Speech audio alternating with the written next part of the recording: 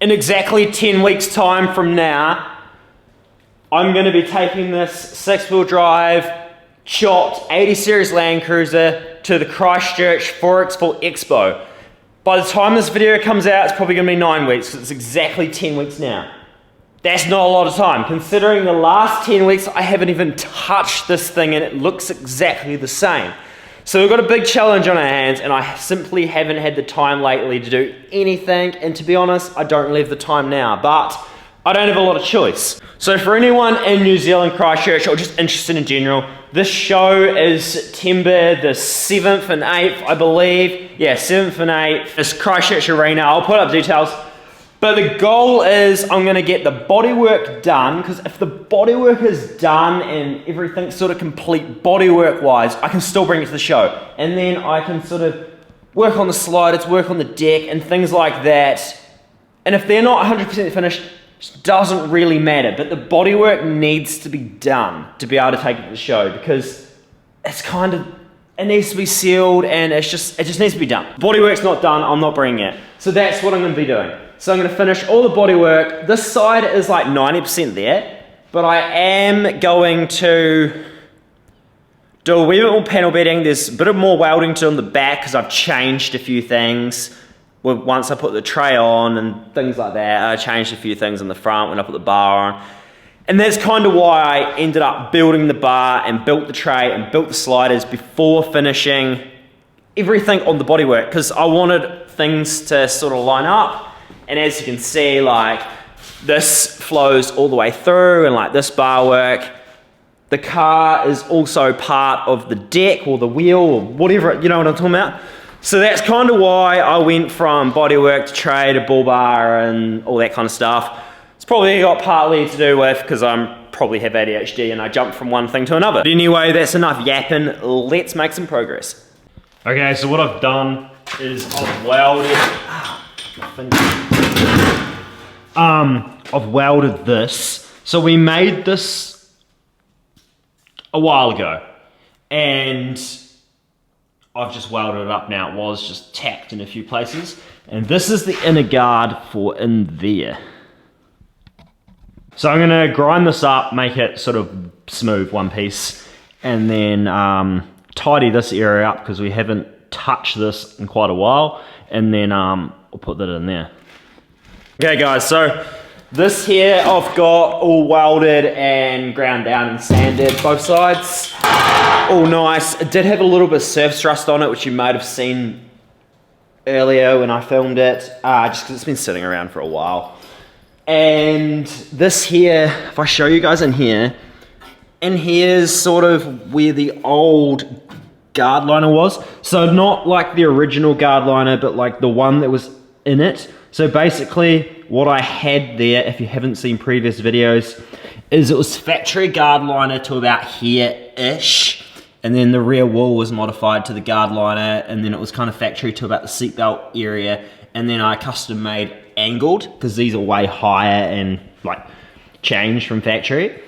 But I decided, I talked to my certifier, and I decided that I'm allowed to, I can rebuild the whole thing, make the seatbelt mount, as long as it's factory strength or stronger, it's completely fine. So that's what this is, just because these are big tires and I don't want them to rub or do anything stupid, and I'm just going to trim my seats down more to go around this rather than build this around the seats, which makes a lot more sense. It's just for some reason I didn't want to cut up a couple of $1,000 seats, but I'm willing to like chop a whole car. I don't know. When I first got them, they felt too good to cut up, but I did anyway. And yeah, so yeah, I'm gonna chop all this out. See how it's two skins there? I don't know if you can see, but there's a skin underneath there, and then there's a skin there, which is what I've already done, but we're redoing it. So I'm gonna do that in the morning. It's like, what is the time? It's like 1 o'clock. In the middle of the night. So I'm going to leave it and try and wake up early tomorrow. It's Makariki, or however you say it, tomorrow, which is a public holiday, but I'm going to try and wake up early tomorrow and get back into it and get this whole area sort of completed tomorrow, and then probably do this, because I'm stressing out. I don't have any time to do this. Like, I got like 10 weeks, and that's not a lot of time. 10 weeks on the straight, yeah, I'd probably be okay, but I'm not going to be able to do that because I've got like 4 big jobs booked in, and then all the other stuff between that. So it is going to be a massive time crunch, but we'll see how we go. All right, so wheels off. I got a lot more access. I may take the deck off at some stage, but I won't worry about that yet. So basically what I was talking about before, as you can see a lot better now, there's still part of the old guard here, and then like, it's a wee bit rough, so I'm gonna tidy that up. Alrighty, so I've put this in, obviously it needs to sit a bit nicer, it's only clamped at the bottom, but you can kind of see where I was going with that. And it looks way tidier, sort of like factory, and flows with all the lines. And also, this line that comes down here now flows all the way through to the bottom. So it sort of looks like it was meant to be a ute in the first place. And that's kind of what I was going for. And there's no like sharp lines up here, like sharp edges, or there's no sort of lip around here like most ute chops. Because if you have seen utes before, they don't have that. Where wagons do. I thought I'd better pick the camera up. What I did is I shot down to the shops and got some zinc weld through primer because my one ran out. And then I did the insides of where the metal meets. I also drilled 2 holes right there, which is so I can plug weld into the inner structure, and then yeah, the rest of it's just like weld around there. So I'm going to do that right now. Okay, so I've put this part in, I've welded down here and this part to the floor and tacked around there and plug welded the inner structure in there. What I'm going to do is I'm just going to carry on welding down here and sort of all this, and I'll get it all welded in for you, and then I'm going to make this corner. As you see, this corner is different because we've altered it slightly since then, so I'm going to rebuild this corner bit. I'll show you guys that after I've done this and how I'm going to go about it. Okay, so all this is welded all the way around here, all the way around. I'll grind it up and then we'll figure out this part here. It's not done, or it's not perfect yet, but all welded around there nicely. Welded around there, it can be tidied up a little bit more, and then sort of just shaped this area, so it's looking pretty good. And if we look inside, all this is sort of like that, so it's quite, I'll move this thing out the way. So it's quite tubbed, and then I'm just going to tidy up this area here. This is sort of from welding from the back side, and I've welded around here. This here is not finished, obviously. So this is not consistent all the way through, but this is. It's like that because I changed this area of it and shortened that up and did a few things. But the way I'm going to fix that, so I've cut a strip, it is longer than it needs to be. And I drew a line down the center of it, and I'm going to fold it right there. Just like that. And then what I'm going to do is put it in this thing, which is a shrinker stretcher. This side says stretch, and this side says shrink. So what I want to do is I want to shrink it. I just put it in there like that.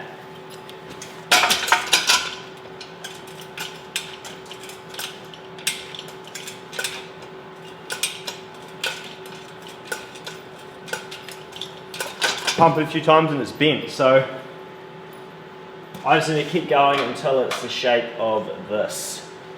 So of course this needs to be shrunk to be able to go that curve, and this needs to be, no sorry, this needs to be stretched. This needs to be stretched to go around there, and then this needs to be shrunk to go around there. So I'm just going to keep doing that until it's right.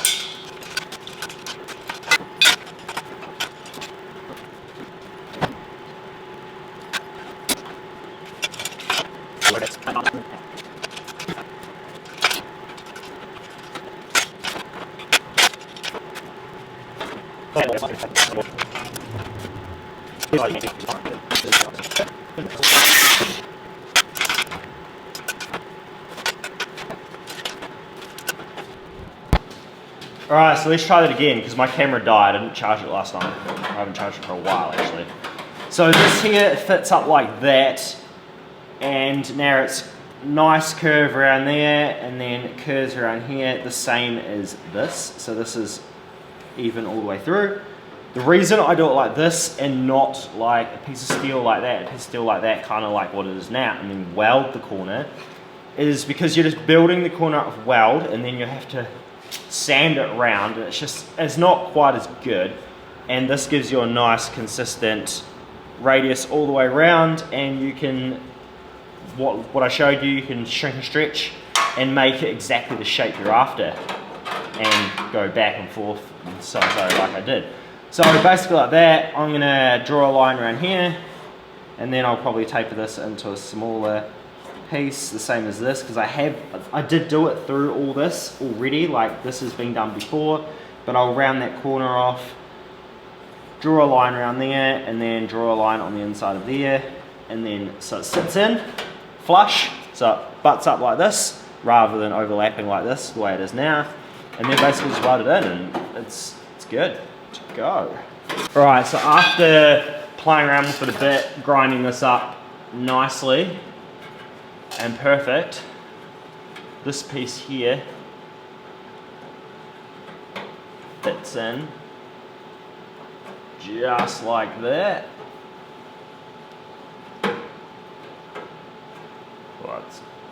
Obviously I'll tack it and then sort of tack it around and get it all perfectly in there, but that's how it's done.